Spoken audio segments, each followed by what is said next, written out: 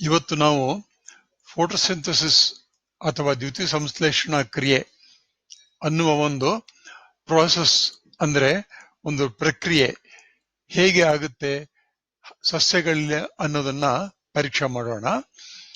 ನೆಲದ ಮೇಲಿರ್ತಕ್ಕಂಥ ಎಲ್ಲ ಹಸಿರು ಸಸ್ಯಗಳು ಮತ್ತು ನೀರಿನಲ್ಲಿರುವ ಆಲ್ಗೆಗಳು ಈ ಸಸ್ಯಗಳಲ್ಲಿ ದ್ಯುತಿ ಸಂಶ್ಲೇಷಣಾ ಕ್ರಿಯೆ ಆಗುತ್ತೆ.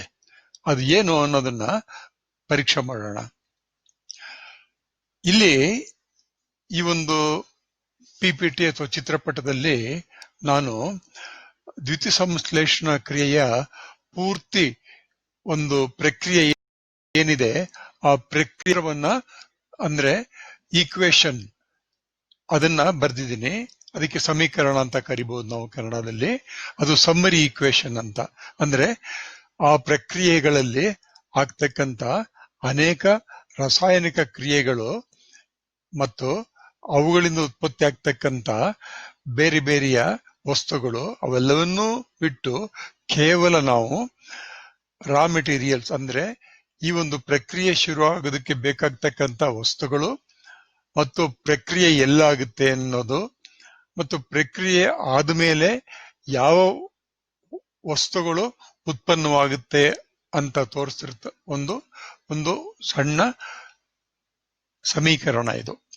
ಈ ಸಮೀಕರಣದಲ್ಲಿ ನೋಡಿ ನೀವು ಮೇಲೆ ನಾನು ತೋರಿಸಿದಿಲ್ಲ ಇಲ್ಲಿ ಇಂಗಾಲದ ಡೈಆಕ್ಸೈಡ್, ಕಾರ್ಬನ್ ಡೈಆಕ್ಸೈಡ್ ಮತ್ತೆ ನೀರು ಇವೆರಡು ರಾ ಮೆಟೀರಿಯಲ್ಸ್ ಅಂತ ಕರೀತಾರೆ ಅಥವಾ ಕಚ್ಚಾ ವಸ್ತುಗಳು ಅಂತ ಕರಿಬಹುದು. ಇವೆರಡನ್ನು ಸಹಿತ ಸಂಯೋಜನೆ ಮಾಡ್ತಕ್ಕಂಥದ್ದು ಅಂದ್ರೆ ಇವೆರಡನ್ನು ಸೇರಿಸ್ಬಿಟ್ಟು ಅದನ್ನ ಗ್ಲೂಕೋಸ್ ಆಗಿ ಪರಿವರ್ತನೆ ಮಾಡಬೇಕಾಗುತ್ತೆ. ಈ ಒಂದು ಕ್ರಿಯೆಯನ್ನ ಕ್ಲೋರೋಪ್ಲಾಸ್ಟ್ ಅಂತಕ್ಕ ಒಂದು ಕಣಾಂಗ ಆರ್ಗನಲ್ ಅಲ್ಲಾಗುತ್ತೆ. ಇದಕ್ಕೆ ಸೂರ್ಯನ ಬೆಳಕು ಅವಶ್ಯವಾಗಿ ಬೇಕಾಗುತ್ತೆ. ಅಂದ್ರೆ ಸೂರ್ಯನ ಬೆಳಕಿನಲ್ಲಿ ಈ ಪ್ರಕ್ರಿಯೆ ಶುರುವಾಗುತ್ತೆ. ಅದು ಕ್ಲೋರೋಪ್ಲಾಸ್ಟ್ ಅಂತ ಒಂದು ಇದಕ್ಕೆ ಹರಿದ್ರೇಣು ಅಂತ ಕರೀತಾರೆ ಕನ್ನಡದಲ್ಲಿ, ಇಂಗ್ಲಿಷ್ ನಲ್ಲಿ ಕ್ಲೋರೋಪ್ಲಾಸ್ಟ್ ಅಂತ ಕರೀತಾರೆ. ಈ ಕ್ಲೋರೋಪ್ಲಾಸ್ಟ್ ಒಳಗಡೆಗೆ ಈ ಒಂದು ಕ್ರಿಯೆ ನಡೆಯುತ್ತೆ.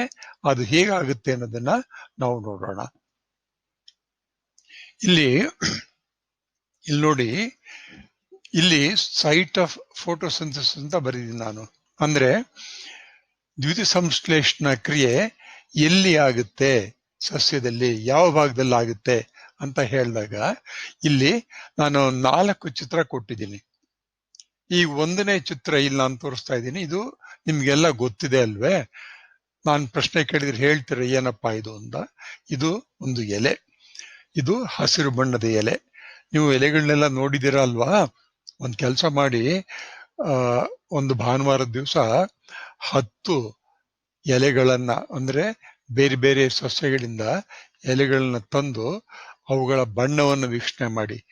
ಎಲ್ಲಾ ಹಸಿರು ಬಣ್ಣ ಒಂದೇ ರೀತಿಯಾಗಿರುತ್ತೋ ಅಥವಾ ಹಸಿರು ಬಣ್ಣದಲ್ಲಿ ವ್ಯತ್ಯಾಸ ಕಂಡು ಬರುತ್ತೋ ಅಂತ. ಅಂದ್ರೆ ಕೆಲವು ಎಲೆಗಳು ತಿಳಿ ಹಸಿರು ಬಣ್ಣದಲ್ಲಿರುತ್ತೆ, ಮತ್ತೆ ಕೆಲವು ಎಲೆಗಳು ಕಡು ಹಸಿರು ಬಣ್ಣದಲ್ಲಿರುತ್ತೆ.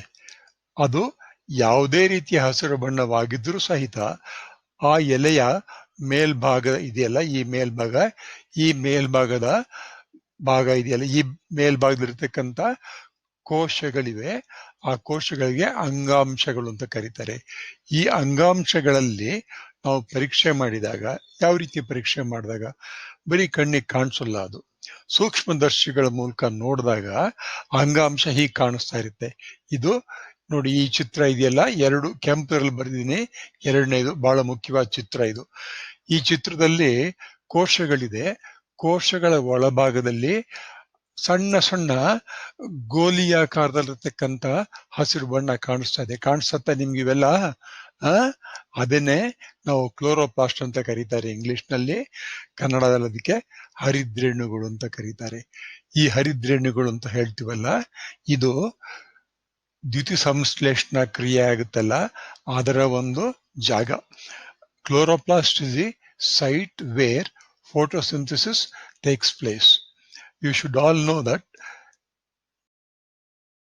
cell in a leaf may contain 100 to 150 chloroplast.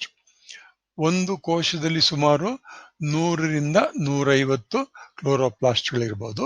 ಈ ಕ್ಲೋರೋಪ್ಲಾಸ್ಟ್ಗಳು ಹೇಗಿರುತ್ತೆ, ಒಳಭಾಗದಲ್ಲಿ ಏನ್ ರಚನೆ ಆಗಿರುತ್ತೆ ಅಂತ ಈ ಚಿತ್ರದಲ್ಲಿ 3ನೇ ಚಿತ್ರದಲ್ಲಿ ತೋರಿಸಿದೀವಿ. ಇದರ ವಿವರವನ್ನು ನಾನು ನಿಮಗೆ 2-3 ನಿಮಿಷ ಬಿಟ್ಟು ಹೇಳ್ತೀನಿ. ಈ ಕ್ಲೋರೋಪ್ಲಾಸ್ಟ್ ಇದೆಯಲ್ಲ, ನಾವು ಹಿಂದಿನ ಒಂದು ಚಿತ್ರದಲ್ಲಿ ನೋಡಿದ್ವಿ. ಅದರಲ್ಲಿ ಇಂಗಾಲದ ಡೈಆಕ್ಸೈಡ್, ನೀರು ಇವೆರಡೂ ಸಹಿತ ಕ್ಲೋರೋಪ್ಲಾಸ್ಟ್ ಒಳಗೆ ಬಂದು ಸೇರ್ಕೊಳ್ಳುತ್ತೆ. ಇಂಗಾಲದ ಡೈಆಕ್ಸೈಡ್ ಹೊರಭಾಗದಿಂದ ಬರುತ್ತೆ, ನೀರು ಬೇರುಗಳಿಂದ ಬರುತ್ತೆ. ಇವೆರಡು ಕ್ಲೋರೋಪ್ಲಾಸ್ಟ್ಗೆ ಬಂದು ಸೇರ್ಕೊಳ್ಳುತ್ತೆ. ಆಗ ಎನರ್ಜಿ ಫ್ರಮ್ ಸನ್, ಸೂರ್ಯನ ಕಿರಣ ಇದೆಯಲ್ಲ, ಸೂರ್ಯನ ಬೆಳಕು, ಆ ಬೆಳಕು ಅದರಲ್ಲಿ 7 ಬ್ಯಾಂಡ್ಗಳು ಅಂದ್ರೆ ಸ್ಪೆಕ್ಟ್ರಮ್ ಅಂತ ಕರೀತಾರೆ. 7 ಬ್ಯಾಂಡ್ಸ್ ಆಫ್ ಎನರ್ಜಿ ಇದೆ. ಅದರಲ್ಲಿ 2 ಬ್ಯಾಂಡ್ ಆಫ್ ಎನರ್ಜಿಯನ್ನ ಈ ಕ್ಲೋರೋಪ್ಲಾಸ್ಟ್ಗಳು ಉಪಯೋಗಿಸ್ಕೊಳ್ಳುತ್ತೆ. ಅದು ಯಾವ ಬ್ಯಾಂಡ್ಗಳು ಆ ಸ್ಪೆಕ್ಟ್ರಮ್ ನಲ್ಲಿ ಅಂತಕ್ಕಂಥದ್ದೆಲ್ಲ ನೀವು ಮುಂದಿನ ತರಗತಿಗಳಲ್ಲಿ ಓದ್ಬೋದು. ಈ ಕ್ಲೋರೋಪ್ಲಾಸ್ಟ್ ಒಳಗಡೆ ಅನೇಕ ರಾಸಾಯನಿಕ ಕ್ರಿಯೆಗಳು, ಜೈವಿಕ ಕ್ರಿಯೆಗಳಾಗುತ್ತೆ. ಅದಾದ್ಮೇಲೆ ಅಲ್ಲಿಂದ ಗ್ಲೂಕೋಸ್ ಅಂತಕ್ಕಂಥ ಒಂದು ಹೊಸ ವಸ್ತು ಉತ್ಪನ್ನವಾಗುತ್ತೆ. ಇದು ಹೇಗಾಗುತ್ತೆ ಅನ್ನೋದನ್ನ ಮುಂದೆ ನೋಡೋಣ. ಇಲ್ಲಿ ನೋಡಿ, ಈಗ ನಾನು ಕ್ಲೋರೋಪ್ಲಾಸ್ಟ್ ಬಗ್ಗೆ ಸ್ವಲ್ಪ ನಿಮಗೆ ಹೆಚ್ಚು ವಿವರ ಕೊಡ್ತೀನಿ. I will explain little more on the chloroplast. ಈ ಕ್ಲೋರೋಪ್ಲಾಸ್ಟ್ ನೀವು ನೋಡ್ತಾ ಇದ್ದೀರಲ್ಲ, ಈ ಸಣ್ಣ ಗೋಲಿಯ ಆಕಾರ, ಈ ಗೋಲಿಯ ಆಕಾರದಲ್ಲಿರ್ತಕ್ಕಂಥ ಕ್ಲೋರೋಪ್ಲಾಸ್ಟ್ ಇದೆಯಲ್ಲ, ಇದು ಬಹಳ ಮುಖ್ಯವಾಗಿರ್ತಕ್ಕಂಥದ್ದು. ಪ್ರಪಂಚದಲ್ಲಿರ್ತಕ್ಕಂಥ ಎಲ್ಲಾ ಪ್ರಾಣಿಗಳು, ಎಲ್ಲಾ ಮಾನವ ಜೀವಿಗಳು, ಈ ಎಲ್ಲಾ ಜೀವಿಗಳಿಗೂ ಆಹಾರವನ್ನು ಒದಗಿಸ್ತಕ್ಕಂಥ ಒಂದು ಸಣ್ಣ ಫ್ಯಾಕ್ಟರಿ ಇದು ಈ ಕ್ಲೋರೋಪ್ಲಾಸ್ಟ್. ಎಲ್ಲಾ ಸಸ್ಯಗಳಲ್ಲೂ ಈ ಕ್ಲೋರೋಪ್ಲಾಸ್ಟ್ ಅಂತಕ್ಕಂಥದ್ದು ಒಂದು ಫ್ಯಾಕ್ಟರಿ ತರ ಕೆಲಸ ಮಾಡ್ತಾ ಇರುತ್ತೆ. ಫ್ಯಾಕ್ಟರಿ ಒಳಗಡೆ ಏನಾಗುತ್ತಪ್ಪ ಅಂತ ಹೇಳಿದ್ರೆ, ಫ್ಯಾಕ್ಟ್ರಿಲಿ ನಿಮ್ಗೆ ಮೊದಲು ನಾನು ಹೇಳಿದೆ, ಫ್ಯಾಕ್ಟರಿ ಒಳಗಡೆಗೆ ಗ್ಲೂಕೋಸ್ ಅಂತಕ್ಕಂಥ ಒಂದು ಹೊಸ ವಸ್ತು ಉತ್ಪನ್ನವಾಗುತ್ತೆ. ಈಗ ಸ್ವಲ್ಪ ಇದರ ವಿವರವನ್ನು ನೋಡೋಣ. ಒಂದು ಕೋಶದಲ್ಲಿ ಸುಮಾರು 100ರಿಂದ 150 ಈ ಕ್ಲೋರೋಪ್ಲಾಸ್ಟ್ಗಳು ಅಥವಾ ಹರಿದ್ರಿ ಇದಿರುತ್ತೆ. ಅದರ ಬಣ್ಣ ಯಾವುದು ಅಂತ ಕೇಳಿದ್ರೆ ಹಸಿರು ಬಣ್ಣ. ಹಸಿರು ಬಣ್ಣ ಅದಕ್ಕೆ ಎಲ್ಲಿಂದ ಬಂತಪ್ಪ ಅಂತ ಕೇಳ್ಬೋದು ನೀವು. ಅದನ್ನ ನಾನು ಮುಂದೆ ಹೇಳ್ತೀನಿ. ಇದು ಹಸಿರು ಬಣ್ಣ. ನಿಮಗೆ ಎಲೆ ಹಸಿರು ಬಣ್ಣವಾಗಿ ಕಾಣಿಸ್ತಾ ಇದ್ರೆ ಅದು ಈ ಕ್ಲೋರೋಪ್ಲಾಸ್ಟ್ಗಳಿಂದ. ಕೆಲವು ಎಲೆಗಳಲ್ಲಿ ಈ ಹಸಿರು ಬಣ್ಣದ ಕ್ಲೋರೋಪ್ಲಾಸ್ಟ್ ಇರೋದಿಲ್ಲ. ಅಂತದ್ರಲ್ಲಿ ಹಳದಿ ಬಣ್ಣ ಕಾಣಿಸ್ಬೋದು, ಕೆಂಪು ಬಣ್ಣ ಕಾಣಿಸ್ಬೋದು. ಅದು ಕ್ರೋಟಾನ್ ಎಲೆಗಳಲ್ಲಿ. ಒಟ್ಟಾರೆ ಈ ಕ್ಲೋರೋಪ್ಲಾಸ್ಟ್ ಇವುಗಳಿಗೆಲ್ಲವನ್ನು ಸೇರಿಸ್ಬಿಟ್ಟು ಪ್ಲಾಸ್ಟಿಡ್ಸ್ ಅಂತ ಕರೀತಾರೆ ಇಂಗ್ಲಿಷ್ನಲ್ಲಿ. ಅದಕ್ಕೆ ಪ್ಲಾಸ್ಟಿಡ್ ಅಂತ ಕರೀತಾರೆ. ಅದರ ಶೇಪು ಅಂದ್ರೆ ಅದರ ಆಕಾರ ಸಾಮಾನ್ಯವಾಗಿ ಗುಂಡಾಗಿರುತ್ತೆ. ಇದು ಎಲೆಯ ಮೀಸೋಫಿಲ್ ಅಂತ ಒಂದು ಅಂಗಾಂಶ ಇದೆ. ಆ ಅಂಗಾಂಶದಲ್ಲಿ ಇದು ಸೇರಿರುತ್ತೆ. ಈ ಕ್ಲೋರೋಪ್ಲಾಸ್ಟ್ ಒಳಭಾಗದಲ್ಲಿ, ಅಂದ್ರೆ ಕ್ಲೋರೋಪ್ಲಾಸ್ಟ್ ಇದೆಯಲ್ಲ, ಈ ಹಸಿರು ಬಣ್ಣ ಬರ್ತಿರೋದಕ್ಕೆ ಏನಪ್ಪಾ ಕಾರಣ ಅಂದ್ರೆ ಅದರ ಒಳಗೆ ಹರಿತ್ತು ಅಂತಕ್ಕಂಥ ಒಂದು ವಸ್ತು ಇದೆ. ಹರಿತ್ತು ಅಂದ್ರೆ ಇಂಗ್ಲಿಷ್ನಲ್ಲಿ ಕ್ಲೋರೋಫಿಲ್ ಅಂತ ಕರೀತಾರೆ. 4 ರೀತಿಯಾಗಿರ್ತಕ್ಕಂಥ ಹರಿತಿರುತ್ತೆ. There are 4 types of chlorophylls. Chlorophyll A, chlorophyll B, xanthophyll and carotene ಅಂತ. ಅವುಗಳನ್ನ ನೀವು ಮುಂದಿನ ತರಗತಿಗಳಲ್ಲಿ ಹೆಚ್ಚಾಗಿ ತಿಳ್ಕೋಬಹುದು. ಈಗ ಈ ಚಿತ್ರದಲ್ಲಿ ಒಂದು ಕ್ಲೋರೋಪ್ಲಾಸ್ಟ್ ಅನ್ನ ಹೊಡೆದಿದ್ದಾರೆ. ಒಳಭಾಗದಲ್ಲಿ ಏನಿದೆ ಅಂತ ತೋರಿಸೋದಕ್ಕೆ ಪ್ರಯತ್ನ ಮಾಡ್ತಾ ಇದ್ದೀವಿ. ನೋಡಿ, ಪ್ರತಿಯೊಂದು ಕ್ಲೋರೋಪ್ಲಾಸ್ಟ್ನ ಮೇಲ್ಭಾಗ ಇರುತ್ತಲ್ಲ, ಆ ಮೇಲ್ಭಾಗದಲ್ಲಿ ಒಂದು ಮೆಂಬ್ರೇನ್ ಇರುತ್ತೆ, ಒಂದು ಕೋರೆ. ಅದಕ್ಕೆ ಹೊರಭಾಗದ ಕೋಶದ ಪೊರೆ ಅಂತ ಕರೀತಾರೆ. ಮತ್ತಿನ್ನೊಂದು ಒಳಭಾಗದಲ್ಲಿ ಒಂದು ಪೊರೆ ಇದೆ. ಅಂದ್ರೆ ಎಲ್ಲಾ ಕಣಾಂಗಗಳಲ್ಲಿ ನೀವು ಹಿಂದಿನ ಕ್ಲಾಸಲ್ಲಿ ಓದಿದ್ದೀರಾ, ಎಲ್ಲಾ ಜೀವಕೋಶಗಳಲ್ಲಿ ಅನೇಕ ಅಂದ್ರೆ ಆರ್ಗ್ಯಾನಲ್ಸ್ ಇರುತ್ತೆ. ಎಲ್ಲಾ ಆರ್ಗ್ಯಾನಲ್ಸ್ಗೂ ಸಹಿತ ಕೋಶ ಪೊರೆಗಳಿರುತ್ತೆ. ಆ ಪೊರೆಗಳಲ್ಲಿ 2 ಪೊರೆ ಇದೆ. ಈ ಈ ಪೊರೆ ಇದೆಯಲ್ಲ, ಈ ಪೊರೆಗಳ ಕೆಳಭಾಗದಲ್ಲಿ ಕೆಲವು ಈ ₹1 ಆಕಾರದಲ್ಲಿರ್ತಕ್ಕಂಥ ಕೆಲವು ವಸ್ತುಗಳಿವೆ. ಅದು ಗುಂಪು ಗುಂಪಾಗಿ ಸೇರ್ಕೊಂಡಿರುತ್ತೆ. ಹೀಗೆ ಆ ಗುಂಪಿಗೆ ಥೈಲಕಾಯ್ಡ್ ಅಂತ ಕರೀತಾರೆ ಇಂಗ್ಲಿಷ್ ನಲ್ಲಿ. ಒಂದೊಂದು ಈ ಒಂದು ಗುಂಪು ಇದೆಯಲ್ಲ, ಈ ಒಂದು ಗುಂಪು ಸೇರಿಸ್ಕೊಂಡು ಥೈಲಕಾಯ್ಡ್ ಆಗುತ್ತೆ. ಈ ಗುಂಪಿನಲ್ಲಿರ್ತಕ್ಕಂಥ ಒಂದೊಂದು ಬಿಲ್ಲೆ ಅಥವಾ ಕೇರಂ ಬೋರ್ಡ್ ನಲ್ಲಿ ಬಿಲ್ಲೆ ತರ ಇರುತ್ತಲ್ಲ, ಅದಕ್ಕೆ ಗ್ರಾನಮ್ ಅಂತ ಕರೀತಾರೆ. ಇಂಗ್ಲಿಷ್ ನಲ್ಲಿ ಗ್ರಾನಮ್ ಅಂತ ಕರೀತಾರೆ, ಕನ್ನಡದಲ್ಲೂ ಅದಕ್ಕೆ ಗ್ರಾನಮ್ ಅಂತ ಹೇಳ್ಬೋದು. ಈ ಗ್ರಾನಮ್ ಇದೆಯಲ್ಲ, ಈ ಗ್ರಾನಮಿನ ಒಳಭಾಗದಲ್ಲಿ ಹರಿತ್ತು ಅಥವಾ ಕ್ಲೋರೋಫಿಲ್ ಇರುತ್ತೆ ಇದ್ರೊಳಗಡೆ. ಈ ಭಾಗ ಇದೆಯಲ್ಲ, ಅಂದ್ರೆ ಈ ಇದರಲ್ಲಿ 1, 2, 3, 4, 5 ಥೈಲಕಾಯ್ಡ್ಗಳು ನೋಡ್ತಾ ಇದ್ದೀವಿ. ಇನ್ನು ಜಾಸ್ತಿ ಇರ್ಬೋದು. ಕೇವಲ ಚಿತ್ರದಲ್ಲಿ ಮಾತ್ರ ನಿಮ್ಗೆ ಅರ್ಥವಾಗೋದಕ್ಕೆ ತೋರಿಸಿದೆ ಇಲ್ಲಿ. ಈ ಥೈಲಕಾಯ್ಡ್ಗಳ ಮಧ್ಯೆ ಇದೆಯಲ್ಲ ಜಾಗ, ಈ ಜಾಗ ಇದಕ್ಕೆ ಸ್ಟ್ರೋಮಾ ಅಂತ ಕರೀತಾರೆ. ಈ ಜಾಗಕ್ಕೆ ಈಗ ಇನ್ಸೈಡ್ ದಿ ಕ್ಲೋರೋಪ್ಲಾಸ್ಟ್ ಅಂತ ಹೇಳಿದಾಗ, ಕ್ಲೋರೋಪ್ಲಾಸ್ಟ್ ಒಳಗೆ ಏನಿದೆಯಪ್ಪ ಅಂದ್ರೆ ಗ್ರಾನಮ್ ಅಂತ ಇರುತ್ತೆ. ಗ್ರಾನಮ್ ಸುಮಾರೊಂದು 10-15 ಒಟ್ಟಿಗೆ ಸೇರ್ಕೊಂಡಾಗ ಅದಕ್ಕೆ ಒಂದು ಥೈಲಕಾಯ್ಡ್ ಅಂತ ಕರೀತಾರೆ. ಆ ಗ್ರಾನಮ್ ಒಳಭಾಗದಲ್ಲಿ ಹರಿತ್ತು ಅಥವಾ ಕ್ಲೋರೋಫಿಲ್ ಅಂತಕ್ಕಂಥದ್ದಿರುತ್ತೆ. ಮತ್ತೆ ಥೈಲಕಾಯ್ಡ್ಗಳ ಮಧ್ಯೆ ಇರತಕ್ಕಂತ ಜಾಗದಲ್ಲಿ ಸ್ಟ್ರೋಮಾ ಅಂತಕ್ಕಂಥ ಒಂದು ಏನು ಬಣ್ಣ ಇಲ್ಲದೆ ಇರತಕ್ಕಂಥ ಒಂದು ದ್ರವ ರೂಪದ ವಸ್ತು ಇರುತ್ತೆ. ಈ ದ್ರವ ರೂಪದ ವಸ್ತು ಇದೆಯಲ್ಲ, ಅದರಲ್ಲಿ ಮತ್ತೆ ಈ ಗ್ರಾನಮ್ ಅಂತ ಹೇಳ್ತೀವಲ್ಲ, ಇದರಲ್ಲಿ ರಾಸಾಯನಿಕ ಕ್ರಿಯೆಗಳು ನಡೀತಾ ಇರುತ್ತೆ. ಇಲ್ಲಿ ಈ ರಾಸಾಯನಿಕ ಕ್ರಿಯೆಗಳು ಎಲ್ಲಾಗುತ್ತಪ್ಪ, ಹೇಗಾಗುತ್ತಪ್ಪ ಅಂತ ಕೇಳಿದ್ರೆ ಅದನ್ನ ನಾವಿಲ್ಲಿ ತೋರಿಸಿದೀವಿ. ಈ ನಿಮ್ಮ ಎಡಭಾಗದಲ್ಲಿ ಹಳದಿ ಬಣ್ಣದಲ್ಲಿ ನಾನು ಒಂದು ಆರೋ ಮಾರ್ಕಿನ ಮೇಲೆ, ಆರೋ ಮಾರ್ಕಿನ ಕೆಳಗೆ, ಆರೋ ಮಾರ್ಕಿನ ಒಳಗೆ ಕೆಲವು ವಿಚಾರಗಳನ್ನ ಬರ್ತಿದ್ದೀನಿ. ಅವುಗಳನ್ನ ನಿಮಗೆ ನಾನು ಹೇಳ್ತೀನಿ. I have shown here the reactions that takes place in the chloroplast. And the chloroplast, I told you previously, chloroplast has thylakoids, it has got granum, it has got stroma. Chloroplast has chlorophyll in that. ಈ ಸೂರ್ಯನ ಬೆಳಕಿದೆಯಲ್ಲ, ಈ ಬೆಳಕಿನಲ್ಲಿ ಕೆಲವು ರಾಸಾಯನಿಕ ಕ್ರಿಯೆ ಆಗುತ್ತೆ. ಇದು ಎಲ್ಲಾಗುತ್ತಪ್ಪ ಅಂದ್ರೆ ಕ್ಲೋರೋಪ್ಲಾಸ್ಟ್ ನ ಮೇಲ್ಭಾಗದಲ್ಲಾಗುತ್ತೆ. ಆಗ ಕ್ಲೋರೋಪ್ಲಾಸ್ಟ್ ಮೇಲೆ ಬಿದ್ದ ತಕ್ಷಣ ಏನಾಗುತ್ತೆ ಅಂದ್ರೆ ಎಲೆಕಂತ ನೀರಿದೆಯಲ್ಲ ಕೋಶಗಳಲ್ಲಿ, ಅಂದ್ರೆ ಕ್ಲೋರೋಪ್ಲಾಸ್ಟ್ ಸುತ್ತಲೂ ನೀರಿರುತ್ತೆ. ಆ ನೀರು ಇಬ್ಬಾಗುತ್ತೆ, ಒಡ್ಕೊಂಡ್ಬಿಡುತ್ತೆ ನೀರು. ಅದು ಹೈಡ್ರೋಜನ್ ಮತ್ತೆ ಆಮ್ಲಜನಕವಾಗಿ. ಇದು ಮೊದಲನೇ ಒಂದು ರಾಸಾಯನಿಕ ಕ್ರಿಯೆ. ಇದಕ್ಕೆ ಬೆಳಕು ಬೇಕೇ ಬೇಕು. ಬೆಳಕು ಇಲ್ಲದೆ ಹೋಗಿದ್ರೆ ಈ ಕ್ರಿಯೆ ಆಗೋದೇ ಇಲ್ಲ.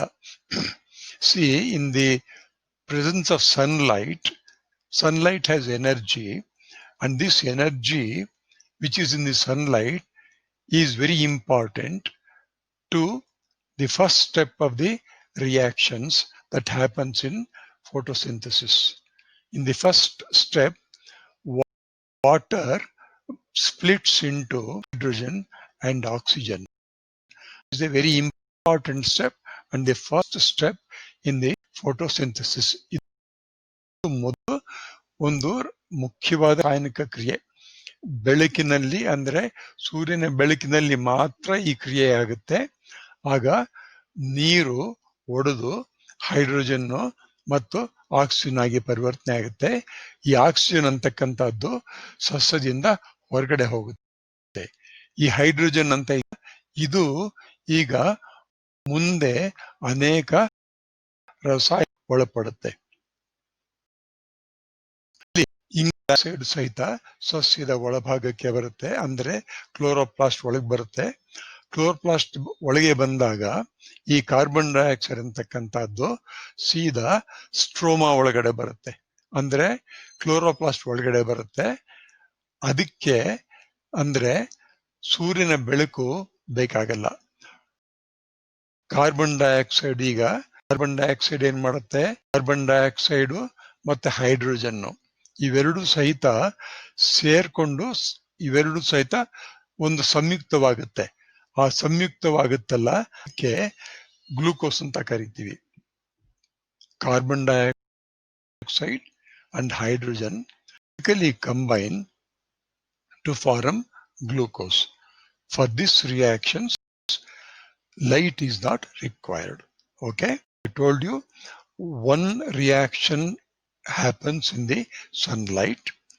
Other set of reactions, many reactions might happen without sunlight. One of these thing is called light reaction ಅಂತ. ಬೆಳಕಿನಲ್ಲಿ ಆಗ್ತಕ್ಕಂಥ ರಿಯಾಕ್ಷನ್ ಲೈಟ್ ರಿಯಾಕ್ಷನ್ ಅಂತ ಕರೀತಾರೆ. ಬೆಳಕು ಇಲ್ಲದೆ ಇರತಕ್ಕಂಥ ರಿಯಾಕ್ಷನ್ ಆಗೋದಕ್ಕೆ ಡಾರ್ಕ್ ರಿಯಾಕ್ಷನ್ ಅಂತ ಕರೀತಾರೆ. ಈ ಬಲಗಡೆ ತೋರಿಸಿದ ಚಿತ್ರದಲ್ಲಿ ನೋಡಿ, ಲೈಟ್ ರಿಯಾಕ್ಷನ್ ಅಂತ ಬರೆದಿದ್ದೀವಿ, ಇನ್ನೊಂದು ಡಾರ್ಕ್ ರಿಯಾಕ್ಷನ್ ಅಂತ ಬರೆದಿದ್ದೀವಿ. ಲೈಟ್ ರಿಯಾಕ್ಷನ್ ನಲ್ಲಿ ನೀರು ಒಡೆದು ಆಕ್ಸಿಜನ್ ಆಗುತ್ತೆ ಮತ್ತೆ ಹೈಡ್ರೋಜನ್ ಆಗುತ್ತೆ. ಈ ಹೈಡ್ರೋಜನ್ ಅಂತಕ್ಕಂಥದ್ದು ಏನ್ ಮಾಡುತ್ತೆ ಅಂದ್ರೆ, ಕೆಮಿಕಲ್ NADP ಅಂತ ಒಂದು ಕೆಮಿಕಲ್ ಇದೆ, ಒಂದು ಸಂಯುಕ್ತ ವಸ್ತು ಜೊತೆ ಸೇರ್ಕೊಂಡು ಅದು ಕಾರ್ಬನ್ ಡೈಆಕ್ಸೈಡ್ ಜೊತೆ ಸೇರ್ಕೊಳ್ಳುತ್ತೆ. ಮುಂದಿನ ಚಿತ್ರದಲ್ಲಿ ನೋಡೋಣ. ಇದು ನಾನು ನಮ್ಮ ಕನ್ನಡ ಮೀಡಿಯಂ ವಿದ್ಯಾರ್ಥಿಗಳಿಗೆ ಸಹಾಯವಾಗಲಿ ಅಂತ ರಾಸಾಯನಿಕ ಕ್ರಿಯೆಯನ್ನ ಬರೆದಿದ್ದೇನೆ. ಬೆಳಕಿನಲ್ಲಿ ನಡೆಯತಕ್ಕಂಥ ರಾಸಾಯನಿಕ ಕ್ರಿಯೆ ಯಾವುದು ಅಂತ ಹೇಳಿದ್ರೆ, ನೀರು ಅಂದ್ರೆ ಅದರ H2O ಅಂತ ಕರಿತೀವಲ್ಲ ನೀರು, ಅದು ಮತ್ತು ಆಮ್ಲಜನಕಾಗಿ ಏರ್ಪಡುತ್ತೆ. ಆಗ ಆಕ್ಸಿಜನ್ ಇದೆಯಲ್ಲ, ಇದು ಒಂದು ವಸ್ತುವಾಗಿರ್ತಕ್ಕಂಥ ವಸ್ತು. ಈ ವಸ್ತು ಗಾಳಿಯ ರೂಪದಲ್ಲಿ ಸಸ್ಯದಿಂದ ಹೊರಕ್ಕೆ ಬರುತ್ತೆ. ಅಂದ್ರೆ ದ್ಯುತಿ ಸಂಶ್ಲೇಷಣಾ ಕ್ರಿಯೆ ಆಗೋ ಟೈಮ್ನಲ್ಲಿ, ಬೆಳಗಿನ ಹೊತ್ತಿನಲ್ಲಿ ಸೂರ್ಯನ ಬೆಳಕಿನಲ್ಲಿ ಸಸ್ಯಗಳಿಂದ ಆಮ್ಲಜನಕ ಬರುತ್ತೆ.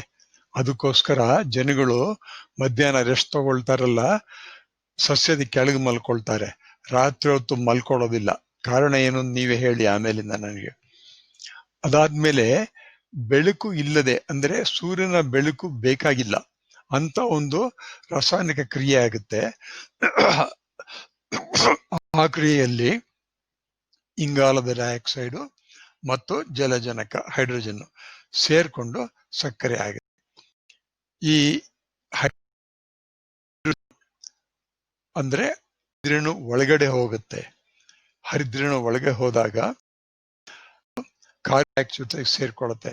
ಹೈಡ್ರೋಜನ್ ಅಂದ್ರೆ ಜಲಜನಕ, ಕಾರ್ಬನ್ ಡೈಆಕ್ಸೈಡ್ ಎರಡು ಸೇರಿ ರಾಸಾಯನಿಕ ಕ್ರಿಯೆಗಳು ಆಗಿ ಅದರ ಗ್ಲೂಕೋಸ್ ಆಗಿ ಪರಿವರ್ತನೆ ಆಗುತ್ತೆ. ಇದು again same thing I am explaining to English medium students. In the light reaction, sunlight splits water into hydrogen and oxygen. Hydrogen combines with carbon dioxide to form glucose. Oxygen goes out of the plant body. Now, this is again same thing explained in different way. ಇಲ್ಲಿ ನೋಡಿ, ಈ ಚಿತ್ರದಲ್ಲಿ ಏನ್ ಮಾಡಿ light reaction ಅಲ್ಲಿ ಏನಾಗುತ್ತೆ ಅಂತ ತೋರಿಸ್ತೀವಿ. ಅಂದ್ರೆ ನೀರು ಕ್ಲೋರೋಪ್ಲಾಸ್ಟ್ ಒಳಗೆ ಬರ್ತಾ ಇದೆ. ಕ್ಲೋರೋಪ್ಲಾಸ್ಟ್ ಒಳಗೆ ರಾಸಾಯನಿಕ ಕ್ರಿಯೆಗಳಾಗುತ್ತೆ. ಆ ಕ್ರಿಯೆಗಳಲ್ಲಿ ಆಮ್ಲಜನಕ ಬಿಡುಗಡೆಯಾಗಿ ಅದು ಹೊರಗಡೆ ಹೊರಟೋಗುತ್ತೆ. ಇದು ಬೆಳಕಿನಲ್ಲಿ ಆಗ್ತಕ್ಕಂಥ ಕ್ರಿಯೆ. ಇದಕ್ಕೆ ಲೈಟ್ ರಿಯಾಕ್ಷನ್ ಅಂತ ಕರೀತಾರೆ. ಇಲ್ಲಿ ಬಂದಂತ ಹೈಡ್ರೋಜನ್ ಅಂತಕ್ಕಂಥದ್ದು ಏನಾಗುತ್ತೆ ಅಂದ್ರೆ, ಬೇರೆ ಒಂದು ವಸ್ತುವಿನ ಜೊತೆ ಸೇರ್ಕೊಳ್ಳುತ್ತೆ. ಅದು NADP ಅಂತ ಕರೀತಾರೆ. ಆ ವಸ್ತುವಿನ ಜೊತೆ ಸೇರ್ಕೊಂಡ್ಬಿಟ್ಟು ಅದು ಅನೇಕ ಬದಲಾವಣೆಗಳಾಗಿ ಅದು ಆಮೇಲೆ ಗ್ಲೂಕೋಸ್ ಆಗುತ್ತೆ. ಈ ಒಂದು ರಾಸಾಯನಿಕನ್ನ ಕ್ಯಾಲ್ವಿನ್ ಅಂತಕ್ಕಂಥ ಒಬ್ಬ ವಿಜ್ಞಾನಿ ಕಂಡುಹಿಡಿತಾನೆ. ಇದಕ್ಕೆ ಕ್ಯಾಲ್ವಿನ್ ಸೈಕಲ್ ಅಂತ ಕರೀತಾರೆ, ಅಥವಾ ಡಾರ್ಕ್ ರಿಯಾಕ್ಷನ್ ಅಂತ ಕರೀತಾರೆ. ಈ ಒಂದು ರಾಸಾಯನಿಕ ಕ್ರಿಯೆಗಳಿಗೆ ಸೂರ್ಯನ ಬೆಳಕು ಬೇಕಾಗಲ್ಲ. ಇದಕ್ಕೆ ಎನ್ಸೈಮ್ಗಳ ಸಹಾಯ ಬೇಕಾಗುತ್ತೆ. ಆದ ಕಾರಣ ಇದಕ್ಕೆ ನಾವು ಡಾರ್ಕ್ ರಿಯಾಕ್ಷನ್ ಅಂತ ಕರಿತೀವಿ. ಡಾರ್ಕ್ ರಿಯಾಕ್ಷನ್ ನಲ್ಲಿ ಗ್ಲೂಕೋಸ್ ಉತ್ಪತ್ತಿ ಆಗುತ್ತೆ. ಗ್ಲೂಕೋಸ್ ಎಲ್ಲಿಂದ ಬಂತಪ್ಪ ಅಂತ ಕೇಳಿದ್ರೆ, ಇಂಗಾಲದ ಡೈಆಕ್ಸೈಡ್ ಸಸ್ಯಗಳು ಸ್ಟೊಮ್ಯಾಟೊ ಮೂಲಕ ತಗೊಳ್ಳುತ್ತೆ. ಇಂಗಾಲದ ಡೈಆಕ್ಸೈಡ್ ಬೆಳಗ್ಗೆ ಹೊತ್ತಿನಲ್ಲಿ ಆ ಇಂಗಾಲದ ಡೈಆಕ್ಸೈಡ್ ಸ್ಟ್ರೋಮಾ ಒಳಗಡೆ ಬರುತ್ತೆ. ಆಗ ಇಲ್ಲಿ ಅಂದ್ರೆ ಈ ನೀರು ಒಡೆದಾಗ ಜಲಜನಕ ಬರುತ್ತಲ್ಲ, ಅದು ಇಂಗಾಲದ ಡೈಆಕ್ಸೈಡ್ ಜೊತೆ ಸೇರ್ಕೊಂಡ್ಬಿಟ್ಟು ಗ್ಲೂಕೋಸ್ ಪರಿವರ್ತನೆ ಆಗುತ್ತೆ. ಮತ್ತೆ ನಿಮ್ಗೆ ಎಕ್ಸ್ಪ್ಲೈನ್ ಮಾಡ್ತಿದ್ದೀನಿ, ಇದರಲ್ಲಿ ರಿವೈಸ್ ಮಾಡ್ತಾ ಇದ್ದೀನಿ. ಏನಪ್ಪ ರಿವೈಸ್ ಮಾಡೋದು ಅಂತ ಜ್ಞಾಪಕ ಇಟ್ಕೋಬೇಕು ನೀವೆಲ್ಲ, ಯಾಕೆಂದ್ರೆ ಇದು ತುಂಬಾ ಮುಖ್ಯವಾದ ಪ್ರಧಾನ ಅಂಶಗಳು. Photosynthesis is a very important concept that you should remember. In photosynthesis, there are two important stages. One is called light reaction, second is called dark reaction or Calvin cycle. ದ್ಯುತಿ ಸಂಶ್ಲೇಷಣದಲ್ಲಿ ಎರಡು ಆಗಿರ್ತಕ್ಕಂಥ ಭಾಗಗಳಿವೆ. ಮೊದಲನೇ ಭಾಗಕ್ಕೆ ಲೈಟ್ ಅಂತ ಕರಿತೀವಿ, ಇದಕ್ಕೆ ಫೋಟಾಲಿಸಿಸ್ ಅಂತಾನೂ ಕರೀತಾರೆ ಇಂಗ್ಲಿಷ್ ನಲ್ಲಿ. ಈ ಲೈಟ್ ರಿಯಾಕ್ಷನ್ಗೆ ಬೆಳಕು, ಸೂರ್ಯನ ಬೆಳಕು ಪ್ರಾಮುಖ್ಯವಾಗಿ ಬೇಕಾಗುತ್ತೆ. ಈ ಬೇರಿನಿಂದ ನೀರು, ರಾಸಾಯನಿಕ ಆಮ್ಲಜನಕ ಬಿಡುಗಡೆ ಆಗುತ್ತೆ. ಅದರಿಂದ ಅಲ್ಲಿದ್ದ ಜಲಜನಕ ಅಥವಾ ಹೈಡ್ರೋಜನ್ ಇದೆಯಲ್ಲ, ಅದು ಅನೇಕ ವಸ್ತುಗಳು ಸೇರ್ಕೊಂಡ್ಬಿಟ್ಟು ಇದು ಇನ್ನು ಕೆಲವು ರಾಸಾಯನಿಕ ಕ್ರಿಯೆಗಳಿಗೆ ಬರುತ್ತೆ. ಅದೇ ಸಂದರ್ಭದಲ್ಲಿ ಹೊರಭಾಗದಿಂದ ಬಂದಂತ ಇಂಗಾಲದ ಡೈಆಕ್ಸೈಡ್ ಈ ಒಂದು ಹೊಸ ವಸ್ತುವಿನ ಜೊತೆ CH2 ಒಂದು ವಸ್ತುವಿನ ಜೊತೆ ಸೇರಿಕೊಂಡು ಕಡೆಯಾಗಿ ಪರಿವರ್ತನೆ ಆಗುತ್ತೆ. ಇದಕ್ಕೆ ಡಾರ್ಕ್ ರಿಯಾಕ್ಷನ್ ಅಂತ ಕರೀತಾರೆ. ಎರಡನೇದು ಅಂದ್ರೆ ಇಲ್ಲಿ ಸಸ್ಯಗಳು ಹೊರಭಾಗದಿಂದ ಡೈಆಕ್ಸೈಡ್ ಮತ್ತು ಬೇರಿನ ನೀರನ್ನ ತೆಗೆದುಕೊಂಡು ಸೂರ್ಯನ ಬೆಳಕಿನ ಶಕ್ತಿಯಿಂದ ಹರಿದ್ರೇಣುಗಳ ಒಳಭಾಗದಲ್ಲಿ ಅನೇಕ ರಾಸಾಯನಿಕ ಕ್ರಿಯೆಗಳನ್ನು ಮಾಡಿದ ಮೇಲೆ ಆಮ್ಲಜನಕನ್ನ ಬಿಡುಗಡೆ ಮಾಡಿ ಗ್ಲೂಕೋಸ್ ಅಂತ ಒಂದು ಇದಕ್ಕೆ ದ್ಯುತಿ ಸಂಶ್ಲೇಷಣಾ ಕ್ರಿಯೆ ಅಂತ ಕರೀತಾರೆ. ಇಲ್ಲಿ ಒಂದು ಸಾರಾಂಶ ಕೊಟ್ಟು ಇದನ್ನ ನೀವೆಲ್ಲ ಜ್ಞಾಪಿಸ್ಕೋಬೇಕಾಗುತ್ತೆ. ಒಂದು ಎಲೆಯಲ್ಲಿರ್ತಕ್ಕಂಥ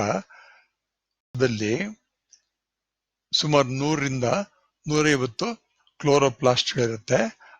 ಇಂಥ ಒಂದು ಕೋಶಗಳು ಒಂದು ಎಲೆಯಲ್ಲಿ ಸಾವಿರಾರು ಕೋಶಗಳಿರುತ್ತೆ. ಆದ ಕಾರಣ ಎಲೆಗಳ ಹಸಿರಾಗಿರುತ್ತೆ. ನೀರು ಅಂದ್ರೆ ಬೇರಿನಿಂದ ಬರ್ತಕ್ಕಂಥ ನೀರು ಕ್ಲೋರೋಪ್ಲಾಸ್ಟ್ ಒಳಭಾಗದಲ್ಲಿ ವಿಭಜನೆಯಾಗಿ ಜಲಜನಕ ಅಥವಾ ಹೈಡ್ರೋಜನ್ ಆಕ್ಸಿಜನ್ ಆಗಿ ಪರಿವರ್ತನೆ ಆಗುತ್ತೆ. ಇದಕ್ಕೆ ಈ ಕ್ರಿಯೆಗೆ ಫೋಟಾಲಿಸಿಸ್ ಅಂತ ಕರೀತಾರೆ. ಯಾಕಂದ್ರೆ ಫೋಟೋ ಅಂದ್ರೆ ಲೈಟ್ ಅಂತ, ಇದು ಬೆಳಕಿನಲ್ಲೇ ಆಗೋದ್ರಿಂದ ಇದು ಫೋಟಾಲಿಸಿಸ್ ಅಂತ ಕರೀತಾರೆ. ಇನ್ನೊಂದು ರಿಯಾಕ್ಷನ್ ಇದೆಯಲ್ಲ, ಅದಕ್ಕೆ ಡಾರ್ಕ್ ರಿಯಾಕ್ಷನ್. ಅದಕ್ಕೆ ಸೂರ್ಯನ ಬೆಳಕು ಬೇಕಾಗಲ್ಲ. ಈ ಡಾರ್ಕ್ ರಿಯಾಕ್ಷನ್ ಆಗೋದೆಲ್ಲಿ ಅಂತ ಕೇಳಿದ್ರೆ,